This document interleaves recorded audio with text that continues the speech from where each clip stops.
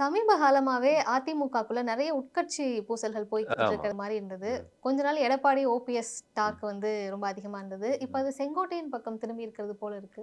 எம்ஜிஆர் காலத்திலிருந்து இருக்கக்கூடிய மிக முக்கியமான ஒருத்தர். அ அவரு கட்சி மாறுறதும் சரியா இருக்காது. தனி கட்சியும் ஆரம்பிக்க முடியாதுன்ற மாரியான இக்கட்டான சூழ்நிலையில இருந்தபோது, இப்போ அவரு கொஞ்சம் பாசிட்டிவா ஒரு ஹேப்பியான நியூஸ் என்ன அப்டின்னா, அண்மையில அதிமுகவுடைய வடக்கு மண்டல மாஜி அமைச்சருடைய திருமண விழா மகாபலிபுரத்தில ம். நடந்துச்சு.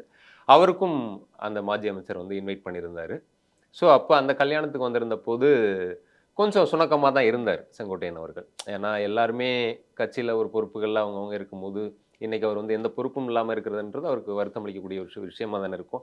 அப்போ அந்த மாஜி அமைச்சர் ஜெயக்குமார் வந்து செங்கோட்டையன பார்த்து, "அண்ணே உங்க கட்சியில எப்பவுமே உங்களுக்குன்னு ஒரு இடம் இருக்கு. அது எப்பவும் உண்டு. அத கூட நாங்க வந்து எடப்பாடியார்ட்ட பேசிட்டு இருந்தோம்.